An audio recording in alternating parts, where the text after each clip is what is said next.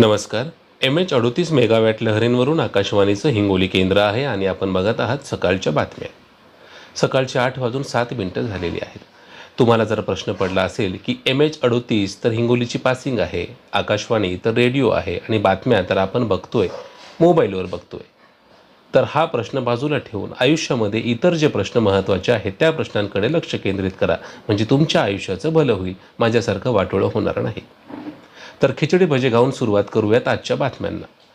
काल झालेल्या क्वालिफायर मॅचमध्ये पंजाबच्या टीमने मुंबईच्या टीमला हरवलं आणि हीच मॅच जर समजा मुंबईची टीम जिंकली असती तर काही दीड शहाणे म्हणाले असते की मुंबईच्या टीमने अंपायर लोकांना विकत घेतलं आहे, अंबानीने प्लेयर लोकांना विकत घेतलं आहे, सर्व मॅच फिक्स आहे, सर्व काही ठरलेलं आहे, IPL हा फक्त पैशांचा खेळ आहे.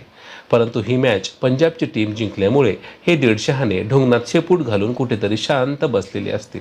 आता त्यांच्या तोंडून एक शब्दही निघणार नाही किंवा त्यांच्या हातांमधून एक कमेंटसुद्धा जाणार नाही. तर हे सर्व असं आहे.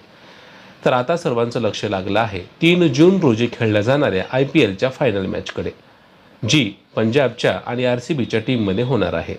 परंतु RCBच्या टीममध्ये हिंगोलीचा विराट कोहली असल्यामुळे सर्व हिंगोलीकर खिचडी भजे खाऊन RCBच्या टीमला सपोर्ट करणार आहेत. तुम्ही कोणत्या टीमला सपोर्ट करत आहात ते तुम्ही मला कमेंट करून कळवू शकता.